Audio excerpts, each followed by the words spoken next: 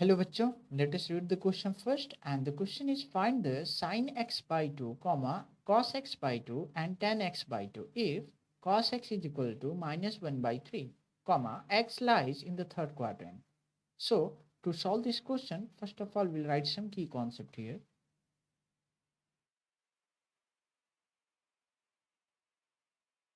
Concept is that the formula, ठीक है, तो सबसे पहले हम क्या लिखेंगे, cos 2x का फार्मूला लिखेंगे.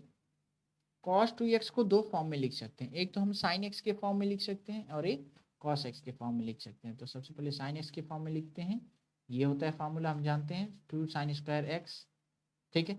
और यदि इसको हम लिखना चाहें cos 2x को ही cos के फॉर्म में लिखना चाहें तो कैसे लिख सकते हैं, 2 cos स्क्वायर x माइनस 1 लिख सकते हैं, ठीक है.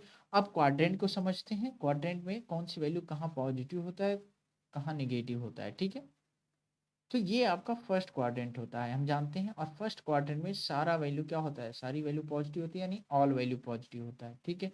और ये होता है आपका सेकेंड क्वाड्रेंट, ठीक है. तो सेकेंड क्वाड्रेंट में कौन सी वैल्यू पॉजिटिव होती है, सिर्फ साइन और कॉसेक का, ठीक है. तो ये कौन सा क्वाड्रेंट होता है, ये आपका सेकेंड क्वाड्रेंट होता है, ठीक. ये थर्ड क्वाड्रेंट में आते हैं, तो थर्ड क्वाड्रेंट में टैन और कॉट का वैल्यू पॉजिटिव होता है, बाकी सब क्या होता है, निगेटिव होता है, ठीक है. तो ये आपका थर्ड क्वाड्रेंट हो गया. ये आपका फोर्थ क्वाड्रेंट होगा, जहाँ पे क्या होगा, कॉस और सेक की वैल्यू पॉजिटिव होगी, बाकी सब की वैल्यू निगेटिव होती है, ठीक है. तो ये आपका फोर्थ क्वाड्रेंट हो गई, ठीक. अब हमें ये देखना होगा कि थर्ड, ये बोल रहा है क्वेश्चन में एक्स लाई कर रहा है थर्ड क्वाड्रेंट में, मतलब इस क्वाड्रेंट में लाई करता है, तो इसकी रेंज क्या होगी.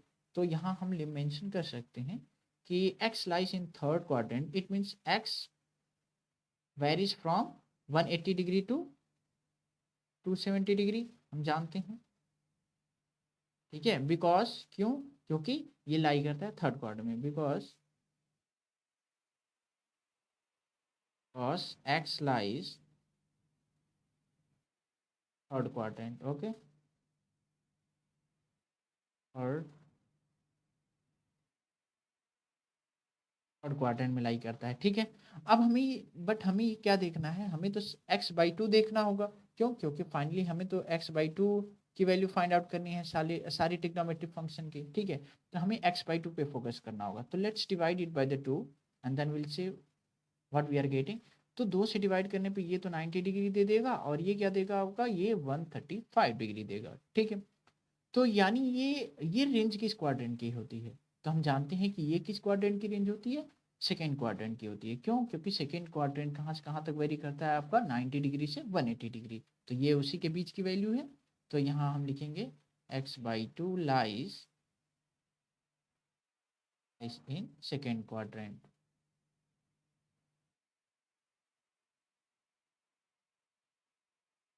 तो कहाँ लाई करता है, सेकेंड क्वाड्रेंट में लाई करता है, ओके. तो अब क्वेश्चन को सॉल्व करते हैं. तो सबसे पहले हम फार्मूला यूज करेंगे, जैसा कि हमने यहाँ पे मेंशन किया है कि cos 2x बराबर 2 cos स्क्वायर x माइनस 1, ठीक है. तो चलिए यूज करते हैं इस फार्मूले को. तो यदि हम लिखना चाहें cos x की वैल्यू, तो हम जानते हैं क्या हो गया, हाफ एंगल हो गया है. तो यहाँ क्या लिख देंगे, 2 cos square cos square x/2 minus 1 हम मेंशन कर सकते हैं, ठीक है. अब हम क्या करेंगे, cos x की वैल्यू तो हमें पता है, तो चलिए रखते हैं वैल्यू क्या है, -1/3. तो यहाँ पे वैल्यू पुटअप करेंगे -1/3, और यहाँ 2 cos स्क्वायर x/2 माइनस 1 है, ठीक है. 1 को शिफ्ट करेंगे इधर, तो 1 - 1/3 बचेगा आपका, और इधर बच जाएगा 2 cos स्क्वायर x/2, ठीक.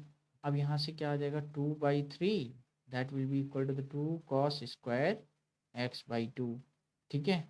तो ये 2 से 2 तो कैंसिल हो जाएगा. तो फाइनली यहाँ पे cos x/2 की वैल्यू, दो वैल्यू पॉसिबल होगा. एक तो होगा आपका +-1/, भेजेंगे तो ये 1/√3 हो जाएगा, ठीक है.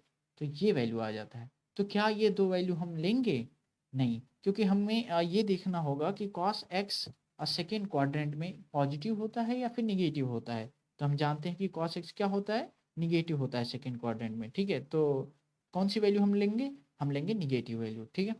तो चलिए लेते हैं निगेटिव वैल्यू. तो यहाँ से हमने फाइंड आउट कर लिया -1/√3. क्यों, क्योंकि cos x जो होता है सेकेंड क्वाड्रेंट x/2 आपका जो होता है वो सेकेंड क्वाड्रेंट में लाई करता है, और सेकेंड क्वाड्रेंट में हम जानते हैं कि कॉस की वैल्यू क्या होती है, निगेटिव होती है, ठीक है, सिर्फ साइन और कॉस एक का पॉजिटिव होता है। इस वजह से हम क्या लेंगे, सिर्फ निगेटिव वैल्यू लेंगे, ठीक है। तो ये रीजन है। अब आते हैं साइन एक्स बाई टू को फाइंड आउट करते हैं, ठीक है। तो कैसे, तो उसके पहले हम ये फार्मूला जानते हैं कि sign square x plus cos square x क्या होता है, वन होता है, हम जानते हैं, ठीक है।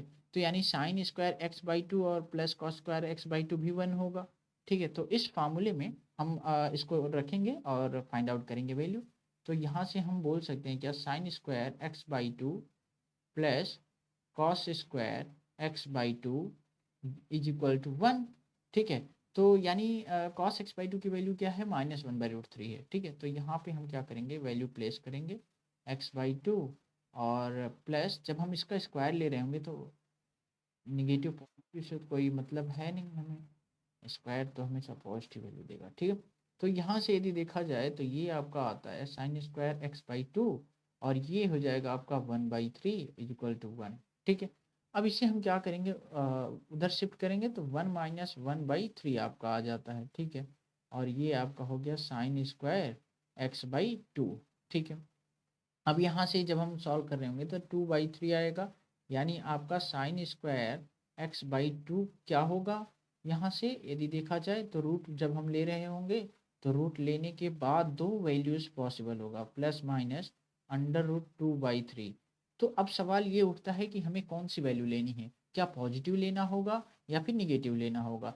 तो हम जानते हैं कि साइन एक्स बाई टू यानी सेकेंड क्वाड्रेंट में एक्स बाई टू लाई कर रहा है, और सेकेंड क्वार्टर में साइन की वैल्यू क्या होती है, पॉजिटिव होता है, ठीक है। तो हम कौन सी वैल्यू लेंगे, पॉजिटिव वैल्यू एक्सेप्ट करेंगे, ठीक है। तो यहाँ से लिख सकते हैं क्या, साइन एक्स बाई टू कौन सी वैल्यू, √2/3, यानी हमें पॉजिटिव वैल्यू कंसीडर करना होगा, ठीक है। तो ये आ गया हमारा सेकेंड वैल्यू, ओके।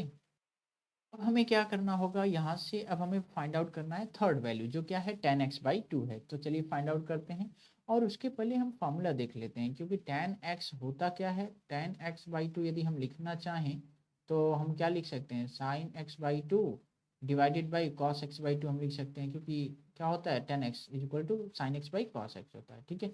तो चलिए इस फार्मूले में वैल्यू पुटअप करते हैं, क्योंकि हमें दोनों वैल्यूज पता है। एक तो साइन x/2 की वैल्यू हमने अभी फाइंड आउट करा है, क्या है, √2/√3 बोल सकते हैं इसको।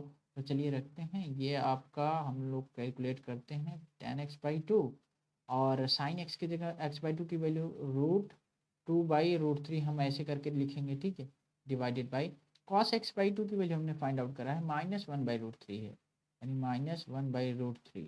तो यहाँ से क्या हो जाएगा, √3 तो कैंसिल हो जाएगा, तो फाइनली हमारे पास क्या बचा, -√2 बचा, ठीक है। तो हम क्या बोल सकते हैं, tan x की वैल्यू फाइनल वैल्यू क्या होगा, तो ये हो जाएगा आपका final value tan x/2 is equal to -√2, ठीक है। निगेटिव वैल्यू ही हम लेंगे, और निगेटिव आ भी रहा है, ठीक है। ये हो गया हमारा solution. So hope you understood it well, best of luck.